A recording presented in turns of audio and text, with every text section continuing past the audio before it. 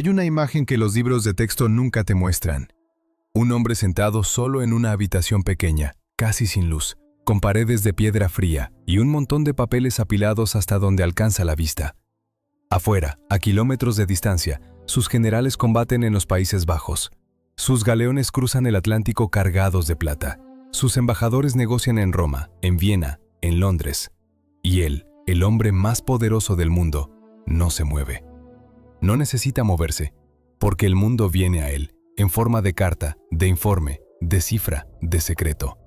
Ese hombre era Felipe II de España, y la habitación era una celda de rey en el Escorial. Durante más de 40 años, este rey gobernó el imperio más extenso que el mundo había visto hasta ese momento. Un territorio tan vasto que el sol no tenía tiempo de ponerse en él. Cuando anochecía en Sevilla, amanecía en Manila. Cuando las noticias llegaban desde Perú, ya habían pasado semanas. Cuando una orden salía del Escorial hacia Bruselas, tardaba días en llegar. Sin embargo, el sistema funcionaba. No siempre bien, no siempre rápido, pero funcionaba. Y nadie entiende exactamente cómo, porque la respuesta no está en ningún campo de batalla ni en ningún tratado de paz. Está en los papeles, en el correo, en los espías, en los secretarios, en esa maquinaria invisible que Felipe construyó desde su despacho y que durante décadas mantuvo unido un mundo que no tenía ninguna razón lógica para permanecer unido. Este no es el relato de las guerras de Felipe II, es el relato de algo más extraño y más fascinante. Cómo un hombre que casi nunca salía de su palacio logró controlar medio planeta. Y por qué ese modelo de poder, ese invento extraño y obsesivo, cambió para siempre la manera en que los estados funcionan. Antes de empezar, si llevas tiempo siguiendo este canal y te interesan los secretos que la historia oficial decide no contar, dale a like y activa la campanita. Y cuéntame en los comentarios desde dónde estás viendo esto hoy. ¿A qué hora es donde estás? Me encanta leer esos mensajes. ¿A qué hora es donde estás? Me encanta leer esos mensajes. Ya lo sabrás al final del video. Vamos a meternos en el siglo XVI, y no te va a parecer tan lejano. Piensa en lo que significa recibir el mundo entero por carta. Cada mañana, antes de que la mayoría de los cortesanos del Escorial abrieran los ojos, Felipe ya estaba en su despacho. La habitación era pequeña, austera, casi monástica. Paredes blancas, suelo de ladrillo, una ventana que daba directamente a la capilla del monasterio. Desde su cama, en los últimos años de su vida, cuando ya apenas podía moverse por la gota que deformaba sus articulaciones, podía ver el altar. Ese detalle no es accidental. Todo en la vida de este hombre era deliberado. Los embajadores venecianos, que eran los mejores observadores políticos de la época, dejaron retratos de Felipe que todavía hoy resultan escalofriantes en su precisión. Uno de ellos escribió esto, y merece que lo escuches con atención. Guarda en todos sus asuntos el más riguroso secreto, hasta el punto de que ciertas cosas que podrían divulgarse sin el menor inconveniente quedan sepultadas en el profundo silencio. Nada desea tanto como descubrir los propósitos y los secretos de los demás príncipes, y en ello emplea todo su cuidado y actividad. Gasta sumas considerables en mantener espías en todas las partes del mundo y en las cortes de todos los príncipes, y con frecuencia estos espías tienen orden de dirigir sus cartas a su majestad mismo, que no comunica a nadie las noticias de importancia. Piénsalo. El rey más poderoso del mundo, recibiendo cartas de espías directamente, sin intermediarios, sin filtros. Él mismo, sentado en esa habitación pequeña, leyendo informes de agentes infiltrados en la corte otomana, en la corte inglesa, en la corte francesa, y guardando los secretos él solo. Ese era Felipe II. No un guerrero, no un explorador, un lector obsesivo, un anotador compulsivo, un acumulador de información. Y para entender lo que eso significaba, hay que entender el mundo en que vivió. Carlos V, su padre, gobernó el mismo imperio moviéndose constantemente. Pasó su vida entera en movimiento. España, Alemania, Italia, Países Bajos, de vuelta. Era un soberano nómada en un mundo nómada. Y eso tenía un precio enorme. Cuando estaba en un lugar, los otros lugares quedaban a su espalda, fuera de control, esperando. Su poder era físico, presencial, casi medieval en su concepción. Él debía estar donde las cosas ocurrían, o las cosas no ocurrían como él quería. Felipe decidió hacer exactamente lo contrario. En lugar de ir él al mundo, haría que el mundo viniera a él. Y la herramienta para lograrlo no era el caballo ni el cañón, era el papel. Esta decisión tuvo consecuencias que nadie calculó del todo. Algunas fueron brillantes, otras desastrosas. pero todas fueron fascinantes. Cuando Felipe llegó al trono en el año 1556, heredó no solo un imperio, sino también una maquinaria burocrática que su padre había comenzado a construir. Los consejos. El Consejo de Estado para los Asuntos Exteriores, el Consejo de Guerra, el Consejo de Hacienda, el Consejo de Indias para los territorios americanos, el Consejo de Aragón, el Consejo de Castilla. Una arquitectura de poder enorme y compleja, diseñada para que distintos grupos de expertos asesoraran al rey en sus respectivas materias. Pero Felipe hizo algo que nadie esperaba. Raramente asistía a esas sesiones. Prefería que los consejos le enviaran sus recomendaciones por escrito, leerlas él solo, anotarlas, devolverlas con sus propias notas al margen y tomar las decisiones en privado. Los consejos se convertían así en fuentes de información y de propuestas. La decisión siempre era suya. Ahí está el núcleo de todo esto. Felipe II era incapaz de delegar el poder real. Podía delegar la ejecución, podía delegar la consulta, podía delegar la negociación, pero la decisión final, en cualquier asunto que él considerara importante, siempre tenía que pasar por su mesa. Siempre tenía que llevar su letra en los márgenes del documento. Sus secretarios, que eran en la práctica sus ministros, lo sabían perfectamente. Y esa conciencia los convertía en hombres con una posición tan privilegiada como precaria. Estaban cerca del rey, más cerca que nadie, y por eso eran también los más vulnerables cuando las cosas salían mal. Gonzalo Pérez fue el primero de los grandes, un hombre con una mente brillante, converso de origen, humanista de formación, que pasó décadas filtrando la información que llegaba al rey y organizando las respuestas que salían. Cuando Pérez murió en 1566, dejó un vacío que nadie llenó de la misma manera. Su hijo Antonio lo intentó, con resultados que fueron primero espectaculares y luego catastróficos, pero de eso hablaremos en su momento. Hubo otros, Gabriel de Zayas, Juan de Idiáquez, y sobre todo, en los últimos años, Mateo Vázquez de Leca, un hombre sin imaginación pero con una eficiencia perfecta, que organizó el flujo de documentos del rey con la precisión de un reloj suizo. En uno de los momentos más reveladores de todo el reinado, Vázquez le escribió una vez al rey una carta que merece detenerse en ella. Le decía algo así, con esa mezcla de diplomacia y urgencia que caracterizaba a los buenos secretarios. Crea vuestra majestad que yo estoy dispuesto a tratar todos los documentos que lleguen a mi mano. De esa forma se evitará que algunos tengan que leerse dos veces. Yo podré dar cuenta de los puntos importantes de cada carta y así ahorrar tiempo a su majestad. Lo cual era otra forma de decir, muy educadamente, Señor, nos estamos ahogando en papeles. Y tenía razón. El volumen de documentación que pasaba por el despacho de Felipe es algo que hoy resulta casi incomprensible. No estamos hablando de decenas de cartas al día, estamos hablando de cientos, de todas partes del imperio. De virreyes, gobernadores, embajadores, capitanes, obispos, mercaderes, espías. Todos querían la atención del rey. Todos sabían que la única manera de tener acceso real al poder era llegar a esa habitación pequeña en el Escorial. Y Felipe los leía. Todos, o casi todos. Sus márgenes llenos de anotaciones, que se conservan todavía hoy en archivos de España, son el testimonio de una mente que no descansaba, que no podía dejar de controlar, que encontraba en el control mismo algo parecido a la paz. Los historiadores han calculado que en algunos periodos de su reinado, Felipe pasaba entre 6 y 8 horas diarias simplemente leyendo documentos. A eso hay que añadir el tiempo que dedicaba a redactar sus propias instrucciones, a dictar cartas, a reunirse brevemente con sus secretarios. Los días en que recibía audiencias eran días todavía más largos. No era raro que trabajara hasta pasada la medianoche. Pero aquí aparece la paradoja que ningún biógrafo termina de resolver del todo. Un hombre que trabajaba así, que acumulaba información así, que dedicaba una energía tan descomunal al control, era también un hombre capaz de una lentitud paralizante en la toma de decisiones. Las noticias tardaban en llegar, las respuestas tardaban en salir, y para cuando las órdenes de Madrid llegaban a Bruselas o a Lima, el mundo ya había cambiado. Sus propios generales se quejaban en voz baja. El duque de Alba, que era uno de los militares más capaces de Europa y que no tenía fama de ser hombre paciente, llegó a decir en privado que las instrucciones de Madrid parecían llegar desde el otro mundo. Cuando llegaban, los momentos para actuar ya habían pasado. Sin embargo, Alba seguía ejecutando, porque nadie, ni los más frustrados colaboradores de Felipe, se atrevía a prescindir del rey. El rey era el sistema, el rey era la legitimidad, y sin esa legitimidad, nada funcionaba. La maquinaria del papel tenía también otra dimensión, menos visible pero igualmente crucial. Felipe era un acumulador compulsivo de información territorial. En 1566 encargó un inventario exhaustivo de España entera, las llamadas relaciones topográficas, que pedían a todas las comunidades del reino que respondieran por escrito a 57 preguntas. ¿Cuántos habitantes tenían? ¿Qué recursos naturales? ¿Qué historia? ¿Qué clima? ¿Qué defensas? Era el equivalente de lo que hoy llamaríamos un censo nacional sistemático, pero con décadas de adelanto sobre cualquier otra monarquía europea. Hizo lo mismo con América.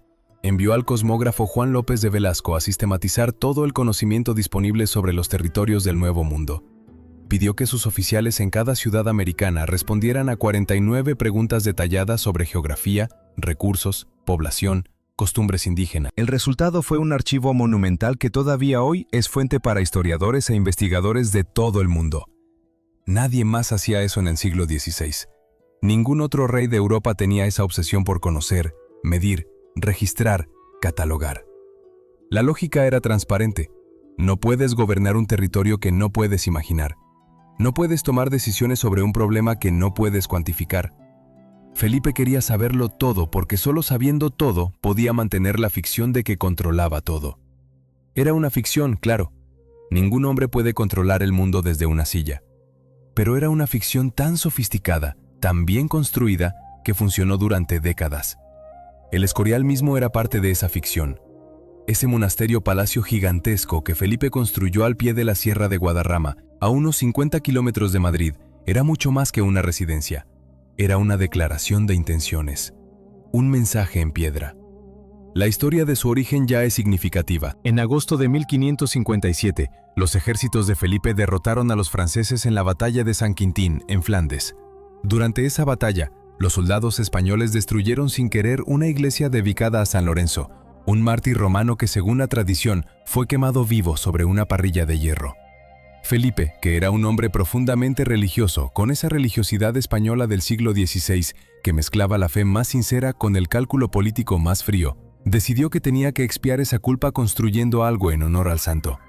Lo que construyó fue el Escorial, un rectángulo de granito gris de 161 metros por 206 metros, con 4 torres en las esquinas, con 14 patios interiores, con más de 2.500 ventanas, con 900 celdas para los monjes jerónimos que habitarían el monasterio, con una biblioteca que rivalizaría con la Vaticana, con un panteón real donde descansarían para siempre los reyes de España. El edificio en planta recuerda, según se quiera ver, la parrilla de San Lorenzo. Otros dicen que es simplemente el resultado lógico de la arquitectura renacentista más rigurosa. Pero Felipe decía haberle dado instrucciones muy precisas a sus arquitectos. Para Dios, un palacio. Para el rey, una choza. Sus aposentos eran los más pequeños y austeros de todo el complejo. Una cama simple, paredes blancas, el despacho contiguo y esa ventana que daba al altar. Felipe adoraba el Escorial. Lo visitaba antes de que terminara de construirse, en una atalaya de roca desde la que observaba el avance de las obras y que todavía hoy se conoce como la Silla del Rey. Cuando murió, en septiembre de 1598, pidió que lo llevaran allí. Murió en el Escorial, fue enterrado en el Escorial, y sus restos están todavía en el panteón que él mandó construir. El edificio era también una biblioteca, y esa biblioteca era, en sí misma, una declaración política. Felipe reunió en el Escorial una colección de libros y manuscritos que en el momento de su muerte superaba los 14.000 volúmenes, algo sin equivalente en la Europa del siglo XVI fuera del Vaticano. Lo que hace fascinante esa colección no es solo su tamaño, sino su contenido. Había tratados de herejes, el Corán, textos árabes, textos hebreos, obras científicas que la Inquisición miraba con desconfianza. El rey que financiaba la Inquisición, que quemaba libros en sus territorios, tenía una colección privada que incluía exactamente los libros que mandaba quemar. Ahí, en esa contradicción, está el Felipe II real. Un hombre que tenía una mente más curiosa y más compleja de lo que su leyenda negra sugiere, pero que usaba esa curiosidad al servicio de un objetivo que nunca cambió: el control total. Un control que necesitaba de algo más que papeles y bibliotecas. Necesitaba oídos en todas partes. La red de espionaje que Felipe II heredó de su padre Carlos V y de su abuelo Fernando el Católico era ya, en el momento de su coronación, la más sofisticada de Europa. Pero Felipe la transformó en algo cualitativamente diferente. La convirtió en una máquina de inteligencia sistemática, con estructura, con financiación regular, con procedimientos establecidos, y en los últimos años de su reinado, con un cargo específico que lo dirigía todo: el espía mayor. El Mediterráneo era el primer campo de operaciones, y tenía sentido, porque el Mediterráneo era en el siglo XVI el escenario más peligroso del mundo. Dos imperios, el español y el otomano, se disputaban su control con una intensidad que amenazaba con inflamar todo el continente. Felipe necesitaba saber cuándo iban a zarpar las flotas turcas, qué objetivos tenían, cuántos barcos, cuántos soldados, con cuántos meses de antelación podía conocer esa información. Y lo lograba, no siempre, no perfectamente, pero con una frecuencia que asombraba a sus propios colaboradores. Sus agentes en el Mediterráneo eran un mundo propio, un cosmos humano de una riqueza enorme. Había mercaderes griegos que vivían bajo dominio otomano y que veían en los españoles a sus protectores naturales. Había prisioneros cristianos liberados del cautiverio en el norte de África que, a cambio de su libertad, transmitían información sobre los movimientos militares musulmanes.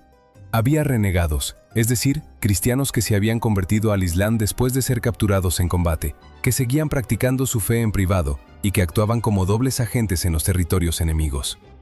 Y había monjes, frailes, sacerdotes cuya actividad pastoral era también, discretamente, una actividad de inteligencia. Era un mundo de sombras y de lealtades múltiples, donde la traición y la fidelidad eran a menudo la misma cosa vista desde ángulos distintos. Felipe lo sabía. Por eso desconfiaba de todo el mundo, incluidos sus propios agentes. En el Atlántico Norte, el escenario era diferente pero igualmente tenso. La rivalidad con Inglaterra se fue enconando a lo largo de los años 60 y 70 del siglo XVI, alimentada por razones religiosas, comerciales y estratégicas que se entrelazaban hasta volverse imposibles de separar. Isabel I de Inglaterra apoyaba a los rebeldes protestantes de los Países Bajos. Permitía que sus corsarios atacaran los galeones españoles cargados de plata americana. Conspiraba con los enemigos de Felipe en Francia y en Escocia, y seguía, oficialmente, siendo aliada de España. Felipe mantenía en Londres a uno de sus embajadores más capaces, Bernardino de Mendoza. Un hombre duro, inteligente, sin escrúpulos cuando la situación lo requería, que navegó durante años las aguas heladas de la corte isabelina con la destreza de un cirujano. Mendoza reclutaba agentes, compraba información, identificaba simpatizantes católicos en la nobleza inglesa y enviaba informes a Madrid con una regularidad y una precisión que hoy resultan asombrosas. El dinero para pagar a todos esos espías venía de un fondo secreto. Los pagos no figuraban en ningún registro oficial, lo cual abría la puerta a los abusos. Y los hubo. Más de un gobernador y más de un virrey se quedó con parte del dinero destinado a las redes de inteligencia, aprovechando que nadie podía auditar esos gastos sin comprometer la cobertura de los agentes. Cuando los auditores de Felipe examinaron las cuentas de Mendoza al final de su misión en Londres, encontraron gastos sin justificar. Mendoza dijo que eran pagos a espías cuyos nombres no podía revelar. Felipe lo creyó, o decidió creerlo, lo cual es, en sí mismo, una decisión política. Pero el espionaje tenía también una dimensión que va más allá de los nombres en una lista de pagos. Había algo que Felipe valoraba por encima de la información militar, por encima de los movimientos de flotas y ejércitos: los secretos personales, las debilidades humanas, las deudas, las pasiones, las vergüenzas que los poderosos guardan detrás de sus fachadas públicas. El caso más extraordinario de toda la historia del espionaje filipino es el del embajador inglés en París, Sir Edward Stafford. Era un hombre bien relacionado, inteligente, perfectamente colocado en el corazón de la política francesa del último tercio del siglo XVI. Y era también un hombre con un problema. Le encantaba jugar. No tenía fortuna, y sus deudas de juego lo tenían al borde del desastre financiero permanente. Los agentes de Felipe en París lo identificaron, lo cultivaron, y en algún momento de los años 80 del siglo XVI, Stafford cruzó la línea. Empezó a vender información a España. No información menor, información estratégica sobre los planes navales ingleses, sobre los preparativos para atacar puertos españoles, sobre las discusiones internas del Consejo de la Reina. Y mientras hacía eso, enviaba a Londres informes sobre las intenciones de Felipe que minimizaban la amenaza española, pintando al rey de España como un soberano deseoso de paz. Nadie en Londres lo sospechaba. Nadie en París lo sabía. Stafford siguió en su puesto durante años, sirviendo a dos señores, y sirviendo mejor al que le pagaba. El episodio de Stafford es la versión más dramática de una realidad que Felipe entendió antes que ningún otro gobernante de su época. En un mundo donde la información era poder, Comprar la lealtad de quienes tenían acceso a la información era la inversión más rentable imaginable. España, con el oro de las Indias fluyendo sin parar a sus arcas, podía hacer esa inversión en una escala que ninguna otra potencia europea podía igualar. Lo que Inglaterra gastaba en espionaje en un año completo, España podía gastarlo en unos pocos meses. Esa ventaja financiera era el cimiento invisible de todo el sistema. Pero el espionaje era solo una parte de la maquinaria del conocimiento que Felipe construyó. Había otra pieza igualmente importante y mucho menos estudiada: los confesores. La Europa del siglo XVI era un mundo en el que la confesión sacramental, ese ritual privado entre el penitente y el sacerdote, era al mismo tiempo un acto de fe y un mecanismo de control social. Los sacerdotes que escuchaban confesiones en las cortes, en los conventos, en las iglesias de las ciudades más importantes de Europa, tenían acceso a un tipo de información que ningún espía convencional podía obtener: los secretos más íntimos de los poderosos. Felipe lo sabía, y los jesuitas, la orden religiosa que había emergido de la Reforma Católica como la gran organización misionera, educativa e intelectual del catolicismo, también lo sabían. La relación entre los jesuitas y la monarquía española fue una de las alianzas más fructíferas y más complicadas de toda la historia moderna. Felipe apoyaba a los jesuitas en sus misiones en Asia y en América. Los jesuitas, a cambio, ponían a disposición de la corona su red de colegios, sus contactos en todas las cortes de Europa y su acceso privilegiado a la conciencia de los grandes. Un jesuita bien colocado como confesor en la corte de un príncipe alemán sabía cosas que ningún embajador podía saber. Sabía si ese príncipe dudaba de su fe, sabía si tenía deudas ocultas, sabía si su matrimonio estaba en crisis, si sus hijos le causaban preocupaciones, si su relación con sus nobles era tensa.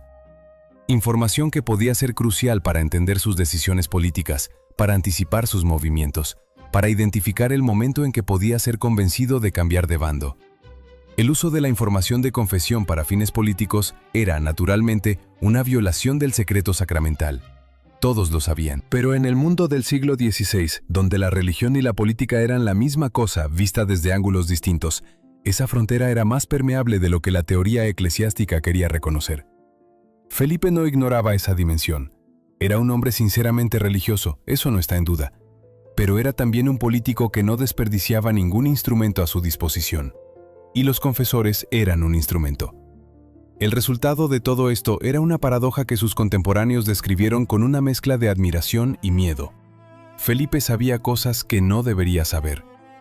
Más de un embajador extranjero tuvo la experiencia desconcertante de sentarse frente al rey y descubrir que Felipe conocía asuntos relativos al propio país del embajador, que ese embajador no había tenido tiempo todavía de transmitir a Madrid. Llegaban antes noticias a Felipe sobre lo que pasaba en ciertas cortes extranjeras que al propio embajador de esas cortes en Madrid. Esa sensación de que el rey todo lo sabía era, en sí misma, un instrumento de poder.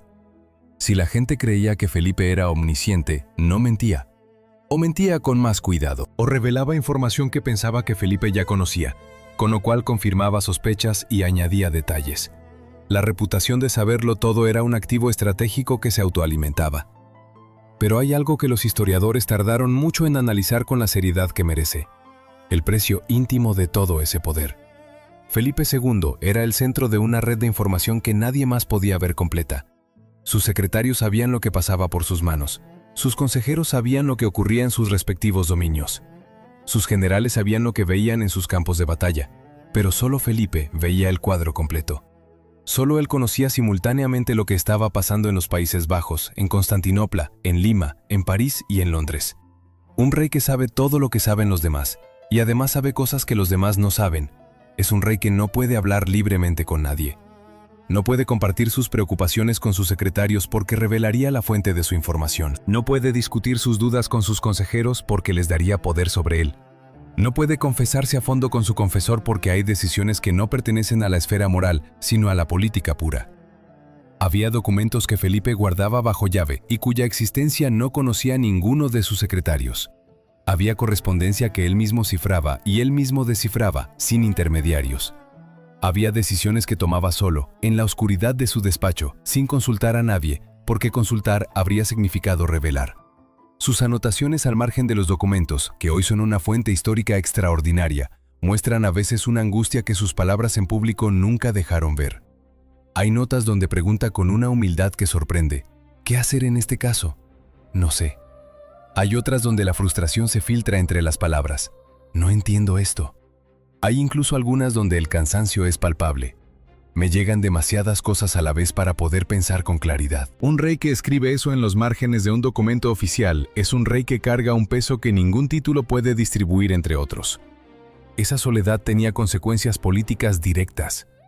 La lentitud de sus decisiones, tan criticada por sus propios generales, no era solo un rasgo de carácter.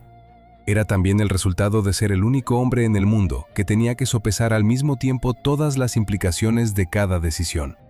Cuando Felipe tardaba semanas en responder a una petición urgente desde Flandes, no era porque le faltara información, era porque tenía demasiada. Hay historiadores que sostienen, y no sin argumentos, que el sistema que Felipe construyó fue en última instancia la trampa en que el propio Felipe quedó atrapado. Al centralizar toda la información, al insistir en que toda decisión importante pasara por su mesa, creó un sistema que no podía funcionar sin él. Y un sistema que no puede funcionar sin una persona específica es un sistema frágil. Porque esa persona envejece, enferma, se cansa, muere. Sus sucesores heredaron los consejos, los secretarios, los archivos, los espías. Pero no heredaron la capacidad de Felipe para procesar toda esa información y convertirla en decisión. El sistema se volvió paulatinamente más lento, más rutinario, más incapaz de adaptarse a los cambios. Lo que en Felipe era un método, en sus sucesores fue una jaula. Pero en vida, en los años centrales de su reinado, el sistema producía resultados que asombraban a propios y extraños.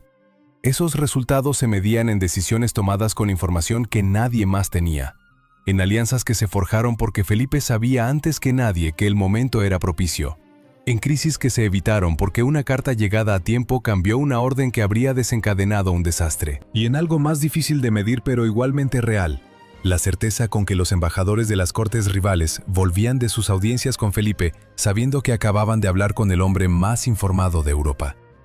Esa certeza los hacía más cautos, más discretos, más propensos a revelar involuntariamente lo que pretendían ocultar.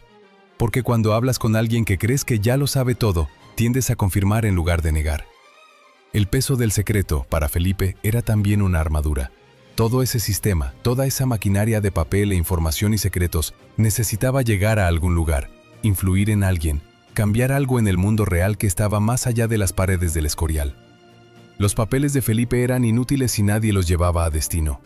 Las decisiones que tomaba en su despacho eran letra muerta si no había una infraestructura capaz de traducirlas en acción a miles de kilómetros de distancia. Esa infraestructura, esa red que conectaba el Escorial con el resto del mundo, era quizás la creación más extraordinaria de todo el reinado. Hay un momento, en los primeros años de la década de 1560, en que Felipe II hace algo que no parece importante, pero que lo cambia todo. Escribe una carta a su embajadora en Roma.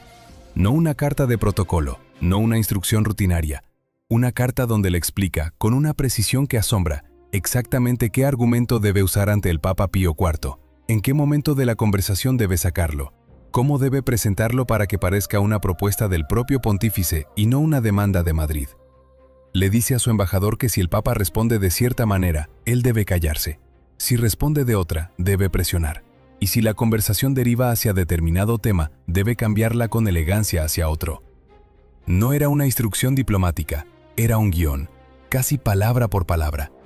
Eso es lo que hacía Felipe II con sus embajadores. No los enviaba a negociar, los enviaba a actuar, a ejecutar una coreografía que él había diseñado desde su despacho a miles de kilómetros, sin haber visto la sala donde iba a tener lugar la conversación, sin conocer el humor del interlocutor ese día, sin saber si el Papa había dormido bien o si tenía frío. Y aún así, frecuentemente, la coreografía funcionaba. Para entender cómo podía funcionar algo así, hay que entender primero lo que era la diplomacia en el siglo XVI. Las embajadas permanentes, ese sistema de representantes residentes en las cortes extranjeras que hoy damos por sentado, eran una invención relativamente reciente cuando Felipe llegó al poder.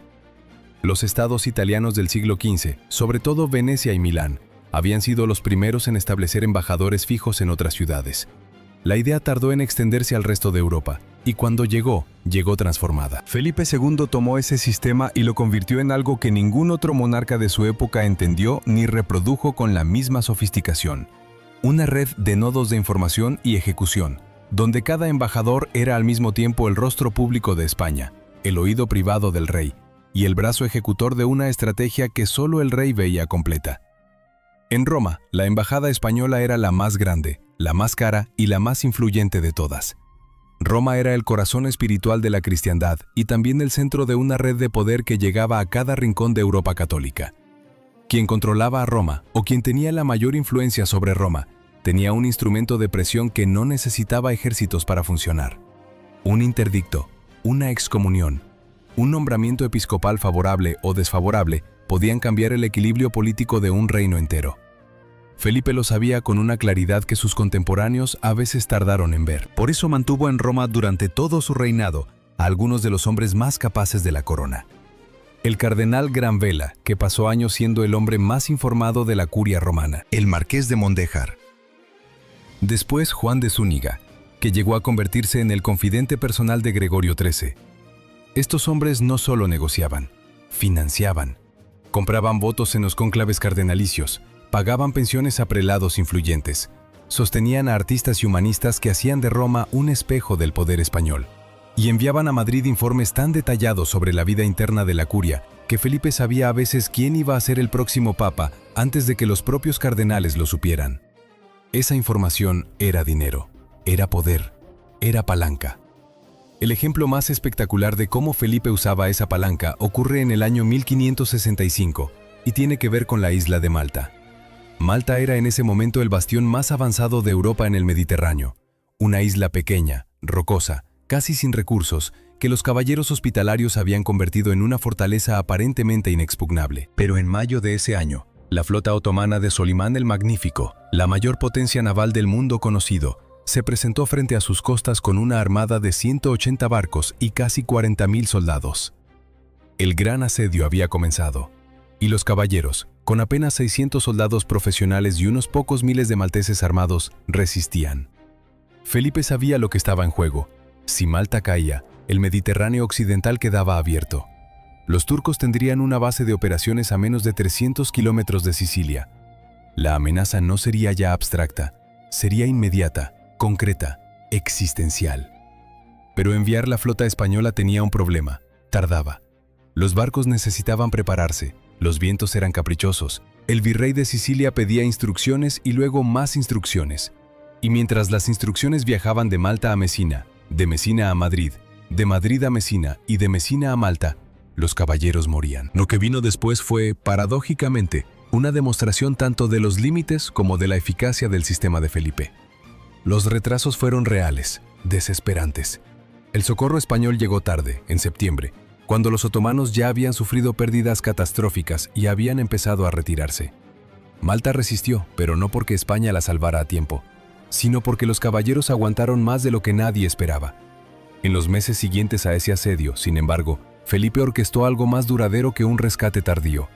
Usando su red de contactos en Roma, en Venecia, en Génova y en los estados del norte de África, construyó un sistema de inteligencia temprana sobre los movimientos navales otomanos que en el futuro le daría semanas de ventaja. Y cuando 6 años después, en el año 1571, los turcos volvieron a amenazar, la respuesta española fue otra. La Liga Santa, esa alianza entre España, Venecia y el Papa, no fue un milagro de última hora. Fue el producto de años de negociación discreta, de pagos, de presiones, de amenazas veladas y de promesas que Felipe había ido tejiendo desde su despacho con una paciencia que resultaba casi sobrenatural.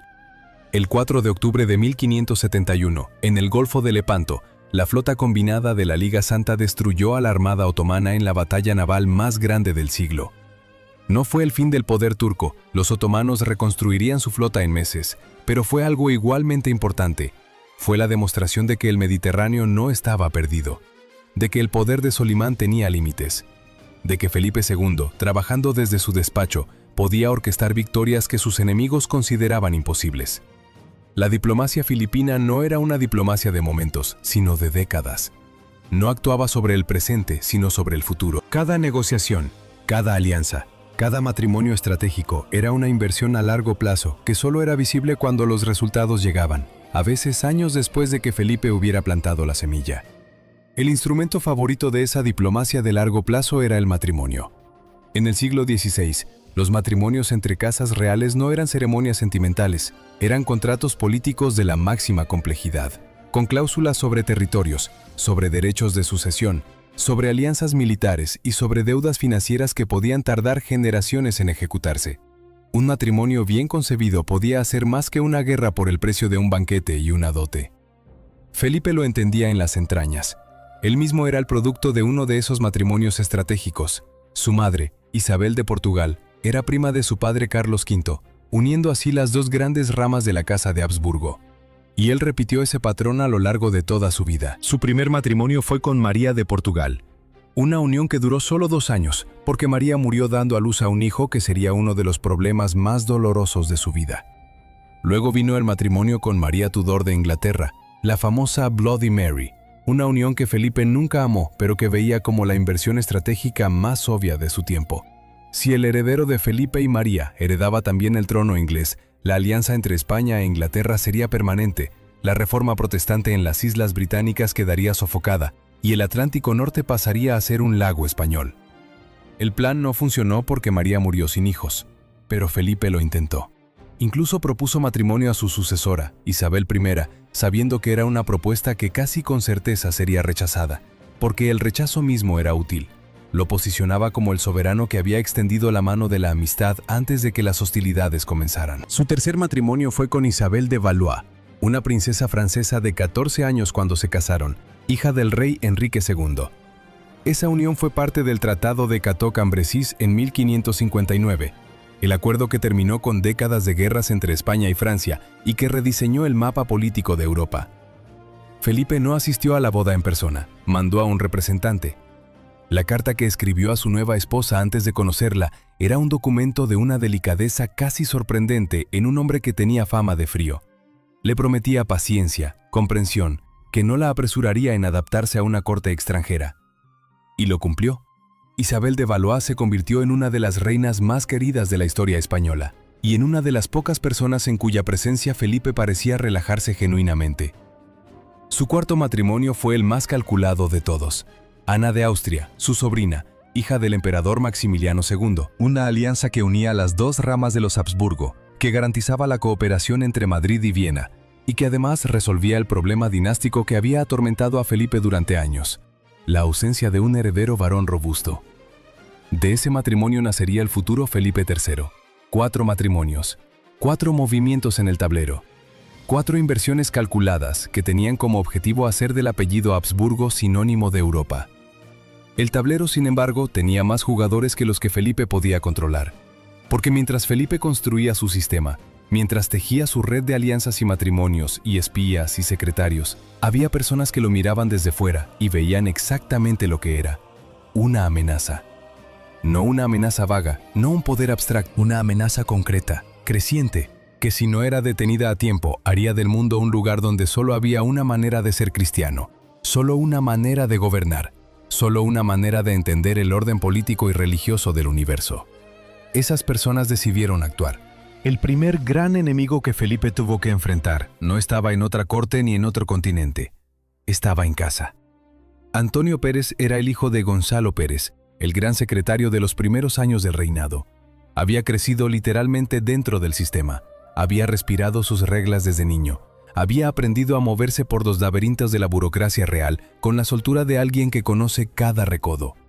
Y cuando llegó su momento, se convirtió en el secretario más poderoso del reino. No el más honesto, no el más leal, pero sí el más inteligente y el más peligroso. La historia entre Felipe y Antonio Pérez es uno de los grandes dramas del siglo XVI y tiene todos los ingredientes que el género requiere: poder, traición, secretos compartidos, una muerte sospechosa y una huida espectacular.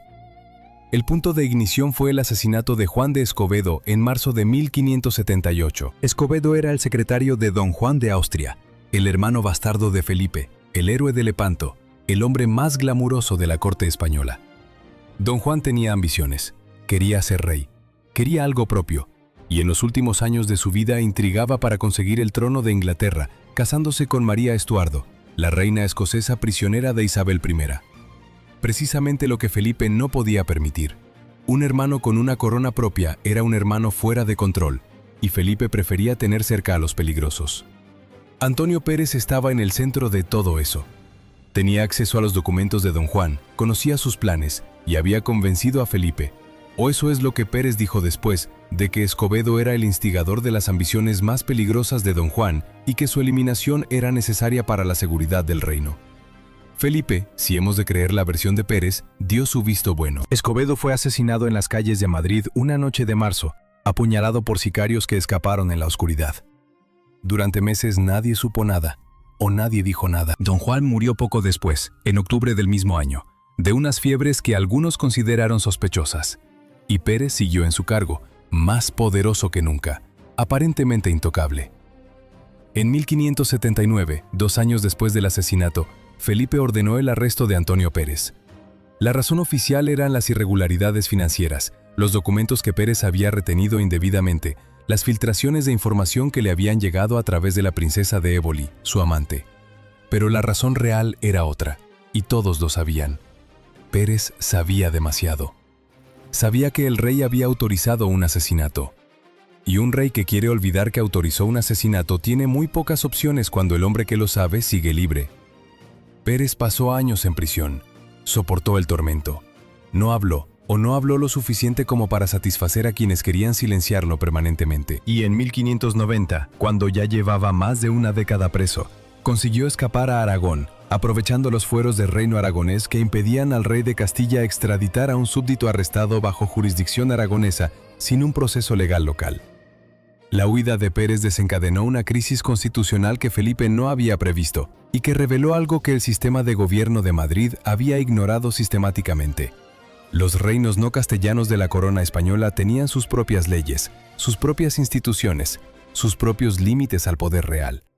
Cuando Felipe intentó saltarse esos límites para recuperar a Pérez, se encontró con una resistencia que estuvo a punto de convertirse en rebelión abierta. Felipe aplastó la rebelión aragonesa de 1591 con una brutalidad calculada, suficiente para restablecer el orden, insuficiente para crear mártires que encendieran una llama duradera. Pérez escapó a Francia y luego a Inglaterra, donde pasó el resto de su vida escribiendo memoriales contra Felipe, revelando secretos del sistema que había servido, convirtiéndose en el instrumento propagandístico más efectivo que los enemigos de España tuvieron en esos años.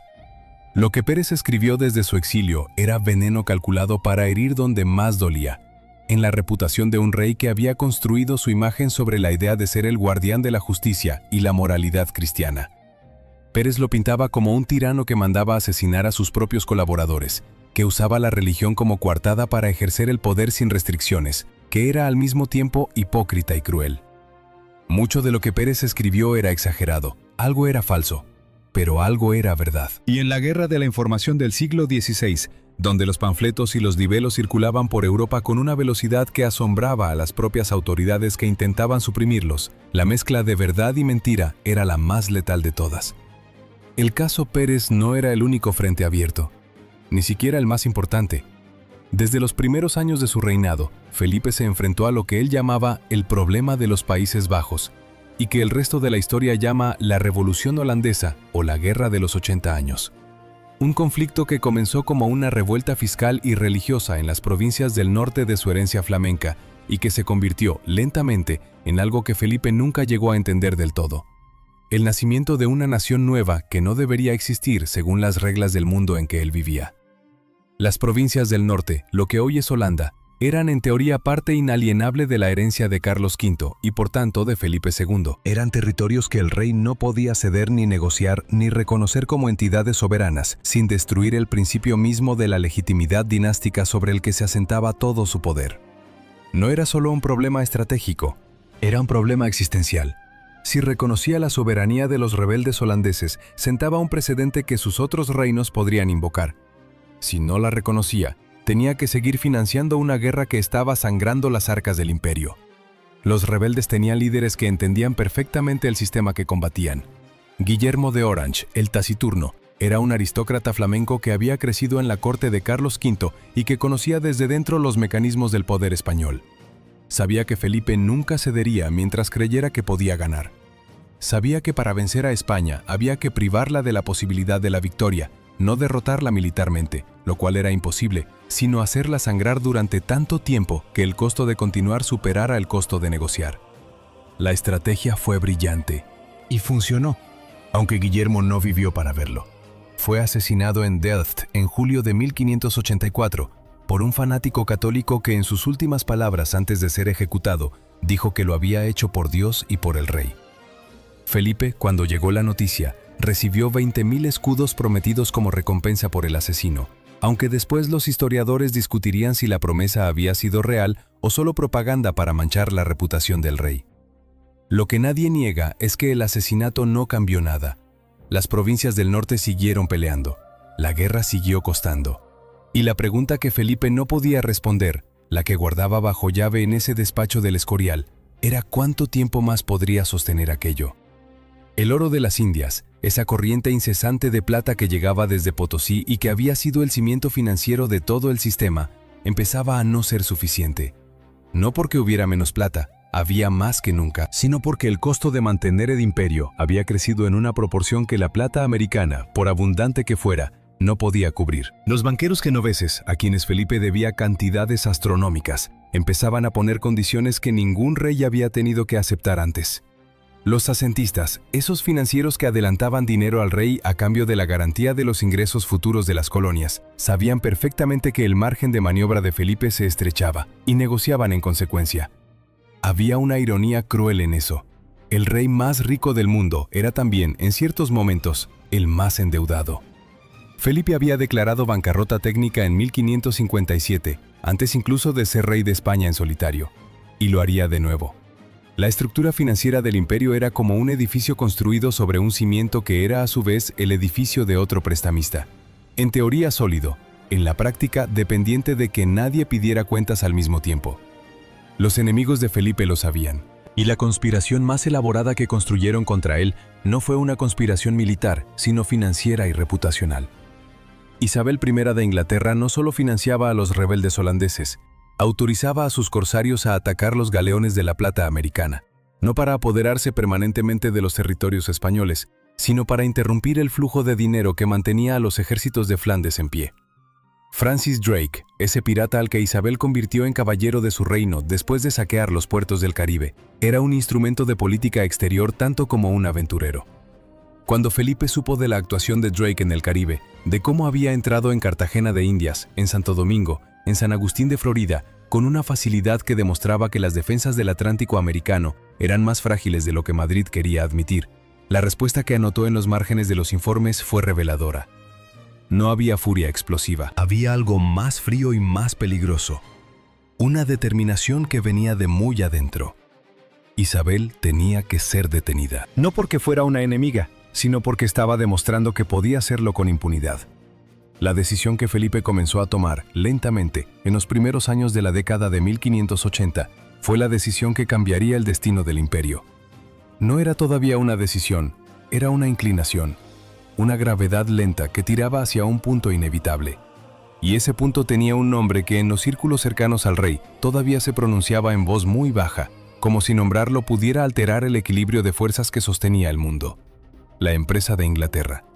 Los asesores más cercanos de Felipe habían barajado la posibilidad desde hacía años. Había memoriales, proyectos, propuestas de invasión que dormían en los archivos del Consejo de Estado. Cada vez que las relaciones con Londres se tensaban, alguien sacaba esos papeles del fondo de un cajón y los dejaba sobre la mesa del rey. Y Felipe los leía, los anotaba y los devolvía. Sin decidir, esperando. ¿Qué esperaba? Esa es la pregunta que los historiadores han debatido durante siglos. Algunos dicen que esperaba el momento estratégico perfecto. Otros dicen que esperaba un signo, una señal de que la empresa tenía la bendición divina. Otros argumentan que Felipe sabía, en algún lugar profundo de esa mente extraordinaria que tenía para acumular información, que una invasión de Inglaterra era un riesgo descomunal y que un rey que había sobrevivido décadas evitando riesgos innecesarios no iba a cambiar de método fácilmente. Llegó el momento en que cambió. Hay algo que en esos años empieza a funcionar de manera diferente en el sistema de Felipe. Algo que los que están cerca de él perciben pero no saben nombrar. Las cartas que llegan del frente de Flandes describen una situación que no mejora. Los informes de los espías en Londres muestran que Isabel no va a dejar de apoyar a los rebeldes holandeses, que la presión militar y diplomática no ha bastado. Los banqueros genoveses aprietan. Los ingresos de las Indias fluctúan. Los generales en Flandes piden refuerzos que tardan en llegar porque el dinero tarda en llegar, porque los barcos del Atlántico son atacados, porque los corsarios ingleses operan con impunidad. Todo está conectado. Todo depende de todo. Y el hombre que había construido ese sistema para controlarlo todo, empieza a ver cómo los hilos se tensan simultáneamente, cómo la red que había tejido con tanta paciencia empieza a vibrar con una frecuencia que no había calculado. Hay una carta de Juan de Zúñiga a Felipe, fechada en 1581, que resume lo que muchos en Madrid pensaban, pero pocos se atrevían a escribir. Los males de la monarquía son tantos y tan grandes que no caben en un papel, y se me hace dificultoso el hablar de ellos con la libertad que conviene. Pero puesto que vuestra majestad me lo manda, diré que el remedio principal ha de comenzar por poner en orden las finanzas, porque sin dinero no puede haber ejército, y sin ejército no puede haber autoridad, y sin autoridad todo lo demás es palabras. Sin dinero no puede haber ejército, sin ejército no puede haber autoridad. La cadena causal que Zúñiga describía era tan simple y tan brutal que nadie podía ignorarla. La maquinaria del sistema siguió produciendo papeles, cifras, memoriales, propuestas. Siguió funcionando como si el peso que soportaba no fuera mayor de lo que podía aguantar. Eso era lo más inquietante de todo, que el sistema siguiera pareciendo intacto por fuera mientras por dentro las grietas crecían. Que los embajadores siguieran enviando informes, los secretarios siguieran clasificando documentos, los espías siguieran cobrando, los consejeros siguieran reuniéndose. La rutina del poder es la última cosa que cede, incluso cuando todo lo demás ya ha empezado a ceder. En el exterior, los que observaban todo eso desde sus propias cancillerías, en París, en Londres, en La Haya, en Estambul, comenzaban a percibir algo que no habían percibido antes, un ritmo diferente en las respuestas de Madrid. Un retraso que antes no existía, una vacilación donde antes había determinación, como si el hombre que dirigía todo aquello estuviera, por primera vez en décadas, dudando de su propia capacidad para sostener lo que había construido. Era apenas una sombra, apenas un matiz en el tono de las cartas que llegaban del Escorial. Pero los buenos diplomáticos viven de detectar exactamente esas cosas. Y los buenos diplomáticos de las cortes rivales de Felipe empezaban a detectarlas. En algún momento de esos años, en algún despacho de alguna cancillería europea, alguien tomó nota. Alguien escribió, en su propio idioma, en su propio código cifrado: algo está cambiando. El rey que parecía inamovible está moviéndose. Y cuando los sistemas que parecen inamovibles empiezan a moverse, lo que viene a continuación no suele ser un ajuste suave. Lo primero que se dio no fue un ejército, ni una ciudad, ni una alianza. Lo primero que se dio fue el tiempo. Felipe II había construido su sistema sobre un principio que nunca enunció en voz alta, pero que estaba grabado en cada decisión que tomó durante 4 décadas. Que él tenía tiempo. Tiempo para esperar, para acumular información, para decidir cuando el momento fuera exactamente el correcto. La lentitud que sus generales le reprochaban no era un defecto de carácter, era una filosofía. Era la convicción de que el rey que no se precipita sobrevive al rey que actúa antes de tiempo. Pero hay un momento en que la lentitud deja de ser paciencia y se convierte en parálisis. Ese momento llegó con la Armada. La decisión de invadir Inglaterra había madurado durante años en el despacho del Escorial, entre memoriales y contramemoriales, entre propuestas del duque de Parma desde Flandes y contrapropuestas del marqués de Santa Cruz desde Lisboa. El plan final era una pieza de ingeniería logística sin precedentes en la historia europea.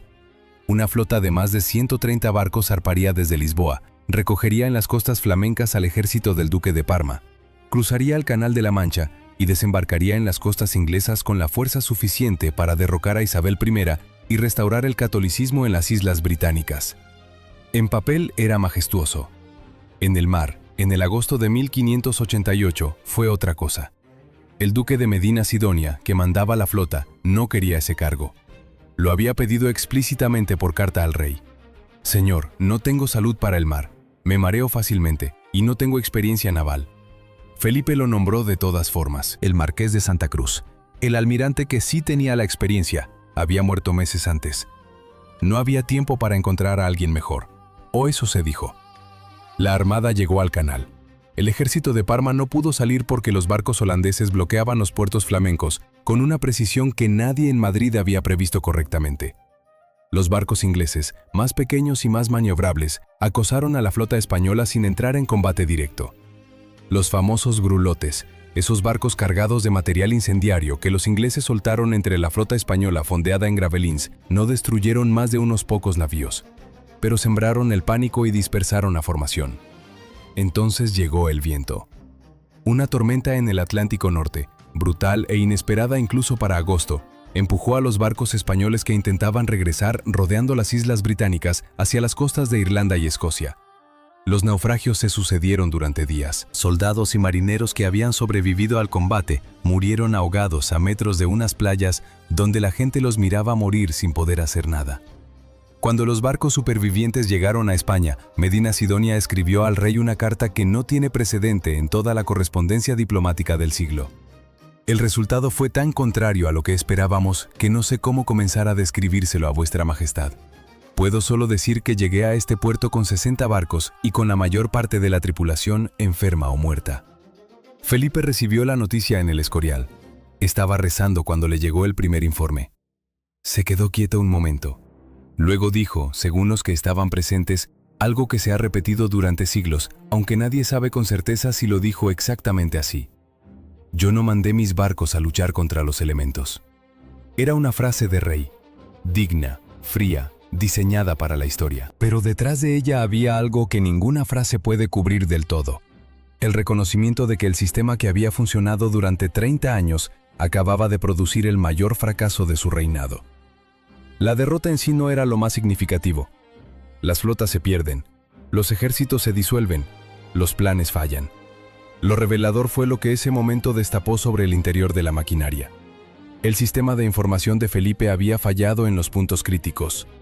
La coordinación entre la flota y el ejército de Parma era un problema que los memoriales habían señalado, que los expertos habían advertido y que las instrucciones del rey habían tratado de resolver en papel sin resolver en la práctica. Las instrucciones que llegaron a Medina Sidonia durante la campaña llegaron tarde, contradictorias, o llegaron cuando la situación ya había cambiado tan rápido que eran irrelevantes. El hombre que había construido su poder sobre la información perfecta había tomado la decisión más grande de su reinado con información imperfecta. Y no lo sabía, o no quería saberlo. Eso era lo más revelador de todo. Porque el sistema que Felipe había construido tenía un defecto de origen que solo se volvió visible cuando las apuestas fueron demasiado altas.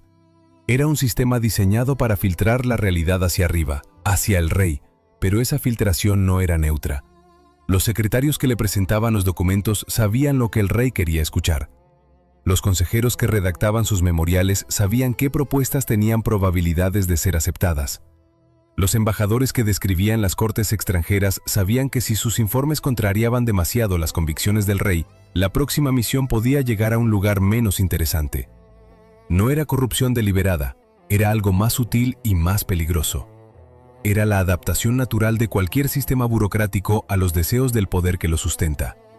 Los documentos que llegaban a Felipe no eran falsos, eran seleccionados. Y la selección es una forma de mentira que no miente en ninguna frase concreta. La armada derrotada abrió esa grieta. Por ella entró todo lo demás. Los años siguientes fueron una sucesión de crisis que el sistema procesaba con su eficiencia habitual, produciendo informes y respuestas y órdenes, pero sin poder cambiar la dirección fundamental de los hechos. Las provincias del norte de los Países Bajos siguieron peleando. Francia se convirtió en un problema nuevo cuando Enrique IV, el rey protestante que se convirtió al catolicismo con la famosa frase de que París bien valía una misa, consolidó su poder y restauró la independencia francesa respecto a la influencia española. Inglaterra siguió siendo Inglaterra, y Felipe siguió en su despacho, leyendo, anotando, decidiendo. Pero algo en esas anotaciones había cambiado. Los que tenían acceso a los documentos de esos últimos años, los historiadores que los han estudiado en los archivos de Simancas, dicen que se nota. El trazo es más lento. Las frases son más cortas. Las preguntas que anota al margen ya no son preguntas de quien quiere más información para decidir mejor. Son preguntas de quien ya no está seguro de que más información cambie algo. En los últimos meses de su vida, cuando la gota le había deformado las manos hasta el punto de que apenas podía sostener una pluma, y la infección que lo mataría ya se había instalado en su cuerpo con esa crueldad silenciosa que tienen las enfermedades largas, Felipe siguió trabajando. Seguía pidiendo que le leyeran los informes en voz alta. Seguía dictando respuestas. El sistema seguía girando, aunque el hombre que lo había construido ya no pudiera sostenerlo con sus propias manos. Murió en la madrugada del 13 de septiembre de 1598, 51 días había tardado en morir desde que los médicos le dijeron que no había remedio. 51 días en los que recibió los sacramentos, rezó, dictó algunas cartas más y se preparó para lo que consideraba la única audiencia que nunca había podido controlar. Lo enterraron en el Panteón del Escorial como había pedido. Antes de que la tierra de España se hubiera enfriado sobre su tumba, sus enemigos empezaron a escribir su historia. Eso es lo que la gente olvida cuando habla de la leyenda negra española, que no fue un accidente, no fue una malinterpretación espontánea, fue una operación deliberada, sistemática, financiada y coordinada, que comenzó en vida de Felipe y que alcanzó su mayor intensidad en los años inmediatamente posteriores a su muerte.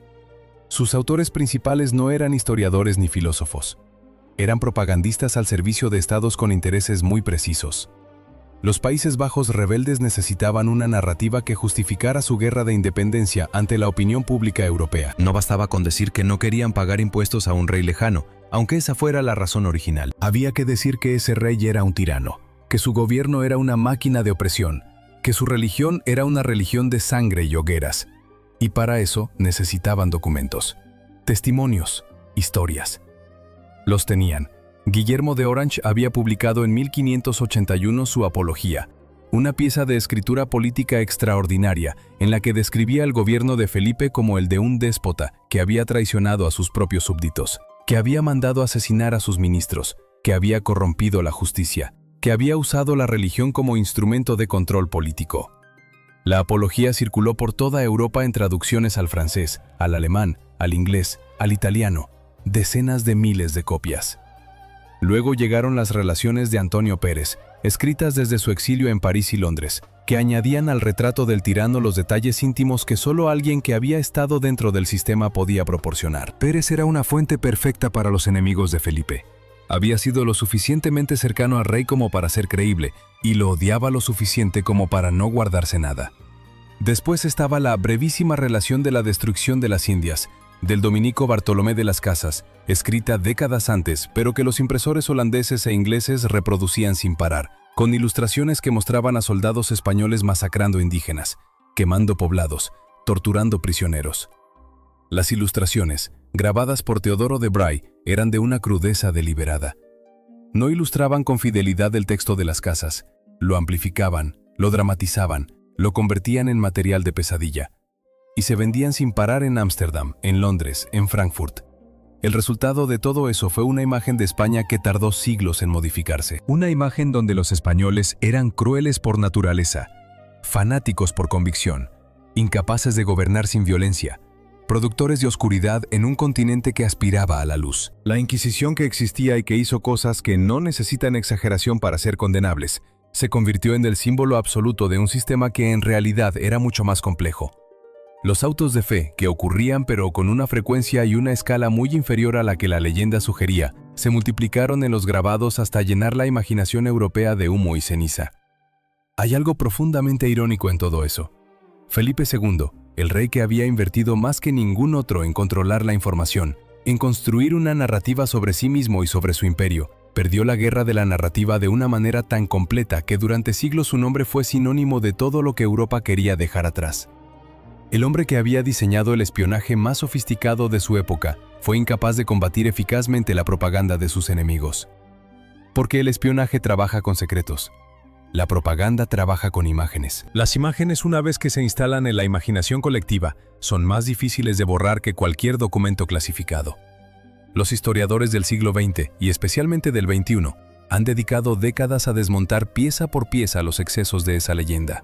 No para rehabilitar a Felipe como un héroe sin mancha, lo cual sería simplemente sustituir una mentira por otra, sino para recuperar la complejidad de un mundo que la propaganda simplificó hasta hacerlo irreconocible.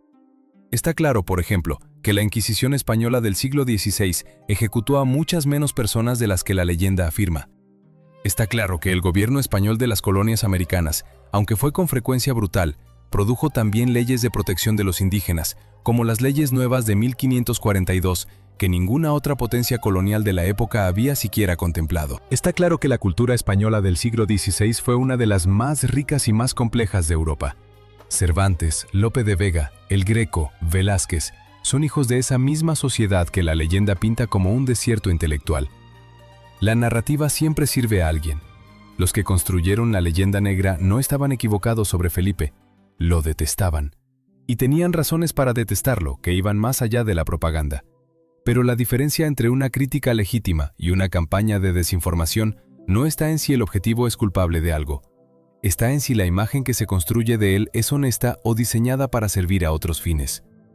La imagen que se construyó de Felipe servía perfectamente a los estados que emergían como las nuevas potencias del mundo atlántico, a Inglaterra y a las Provincias Unidas de los Países Bajos, porque posicionaba su ascenso como una victoria de la libertad sobre la tiranía, de la luz sobre la oscuridad. Era la narrativa perfecta para justificar un cambio de poder que en realidad tenía causas mucho más prosaicas, financieras, comerciales, militares. La historia que contamos sobre el pasado siempre dice algo sobre el presente desde el que la contamos. Hay algo que ninguna narrativa pudo borrar del todo. Algo que sobrevivió a la leyenda, a las derrotas, al tiempo.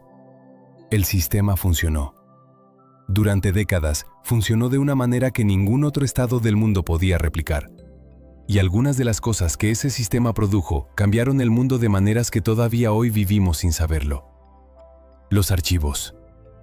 Cuando Felipe decidió centralizar toda la documentación de su imperio en el castillo de Simancas, a pocos kilómetros de Valladolid, no estaba haciendo algo rutinario. Estaba inventando el concepto moderno de archivo de Estado. La idea de que los documentos de gobierno son patrimonio del Estado y no propiedad personal del monarca o del ministro que los generó, que deben ser conservados, organizados y accesibles para los funcionarios futuros, era una idea nueva. Y Felipe la aplicó con una sistematicidad que asombra incluso hoy. El Archivo General de Simancas contiene hoy más de 30 millones de páginas de documentos que van desde el siglo XV hasta el siglo XIX. Es uno de los archivos históricos más ricos del mundo. Cada investigador que trabaja en él, cada historiador que reconstruye la historia del Imperio Español, de la colonización americana, de la diplomacia europea del siglo XVI, está usando un instrumento que Felipe II construyó. Esa es la paradoja más hermosa de toda la historia que hemos contado. El rey que quería controlar la información para no tener que rendirle cuentas a nadie, creó, sin quererlo, el instrumento que permite que hoy rindamos cuentas de lo que él hizo. Hay más. La red de comunicaciones que Felipe estableció para conectar los diferentes territorios de su imperio. Ese sistema de correos regulares que unía Madrid con Lisboa, con Bruselas, con Milán, con Nápoles, con Sevilla, y desde Sevilla con el Caribe, y desde el Caribe con las costas del Pacífico, fue la primera infraestructura de comunicaciones verdaderamente global de la historia humana. No la más rápida, no la más eficiente, pero la primera que abarcó todos los océanos de manera simultánea y regular.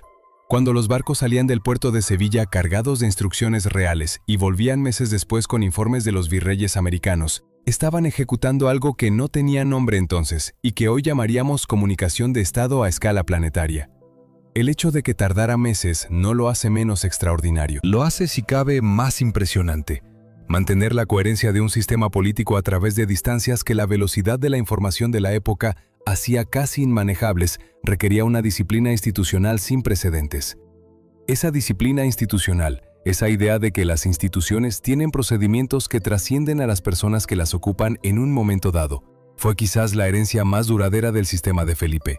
Sus consejos, con sus procedimientos formalizados, sus registros de deliberaciones, sus mecanismos de consulta, eran algo cualitativamente diferente del gobierno personal que había caracterizado a los reinos medievales. No eran todavía la burocracia moderna en el sentido que hoy daríamos a esa palabra, pero apuntaban hacia ella. Eran el primer esbozo de algo que el mundo necesitaría inventar y que Felipe, sin proponérselo, comenzó a construir. Las academias de náutica que la corona española estableció en Sevilla, la Casa de la Contratación con sus pilotos mayores y sus cosmógrafos reales, la Universidad de México y la Universidad de Lima, fundadas en 1551, décadas antes de que ningún otro poder colonial pensara en algo semejante. Los hospitales de los misioneros en los territorios americanos, los sistemas de registro de propiedad y de tributación que los administradores españoles implementaron en sus colonias. Todo eso era parte de un mismo impulso, el impulso de organizar, de conocer, de sistematizar el mundo para poder gobernarlo. Un impulso que tuvo sus costos terribles, que fue ejercido sobre pueblos que no lo pidieron y que lo sufrieron de maneras que no necesitan ser exageradas para ser condenadas. que produjo violencia e injusticia en escalas que ninguna institución que se creó para mitigarlas pudo eliminar del todo. Pero que también produjo algo que los imperios anteriores no habían producido con la misma sistematicidad: documentación de lo que hacían, registros de los pueblos que gobernaban, de sus lenguas, de sus costumbres, de sus recursos. Los propios instrumentos de la administración colonial se convirtieron, con el tiempo, en las fuentes que permitieron reconstruir lo que esa misma administración destruyó. Hay en eso una tensión que no se resuelve fácilmente. No hay que resolverla, hay que sostenerla. La historia real no es la que termina con una respuesta limpia. La historia real es la que te deja con más preguntas de las que tenías al empezar. Y Felipe II, más que casi ningún otro personaje de su siglo, es un hombre que cuanto más se le estudia, menos se le entiende del todo. Y cuanto menos se le entiende del todo, más fascinante resulta. ¿Era un tirano? En algunos momentos, sin duda. La represión de los Países Bajos fue brutal. La ejecución de la nobleza flamenca que el duque de Alba ordenó con su aprobación fue una atrocidad política tanto como moral. El caso de Antonio Pérez muestra a un rey capaz de perseguir con una frialdad implacable a alguien que sabía demasiado. ¿Era un estadista extraordinario? También, sin duda. La construcción de un sistema de gobierno que mantuvo unido un imperio transcontinental durante décadas, sin precedente en la historia humana, no puede explicarse únicamente por la herencia o por la suerte. Requería inteligencia, disciplina, una comprensión de los mecanismos del poder que pocos de sus contemporáneos poseían. ¿Era un hombre religioso sincero? Todo indica que sí. Sus confesiones, sus devociones, su relación personal con el Escorial como espacio sagrado, no parecen las de un calculador político que usa la religión como pantalla. Pero era también capaz de sacrificar principios morales cuando el poder lo requería, con una facilidad que contradice la imagen del cruzado incorruptible que él mismo cultivaba. Esas contradicciones no son debilidades de carácter, son la marca de un ser humano real, complejo, que vivió en un mundo complejo y tomó decisiones que ningún manual podía guiar, porque ese mundo no existía antes de que él lo construyera.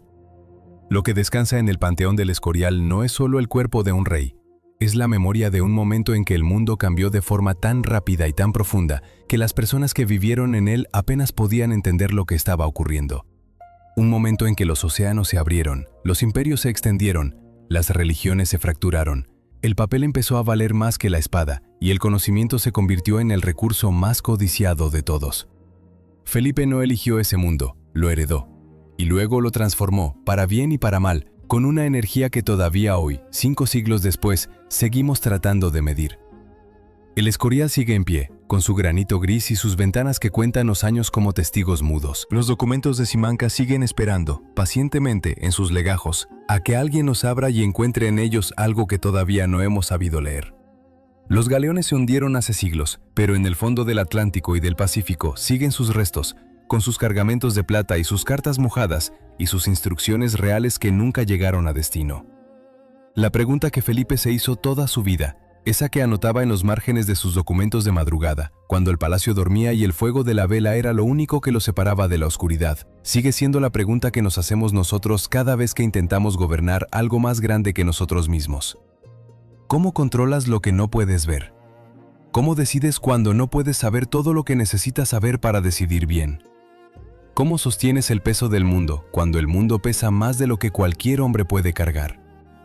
No hay respuesta en los archivos. No hay respuesta en los tratados diplomáticos, ni en los memoriales de los secretarios, ni en las cartas cifradas de los espías. Solo hay la evidencia de que alguien lo intentó, con todo lo que tenía, durante 50 años, en una habitación pequeña con paredes blancas y una ventana que daba al altar.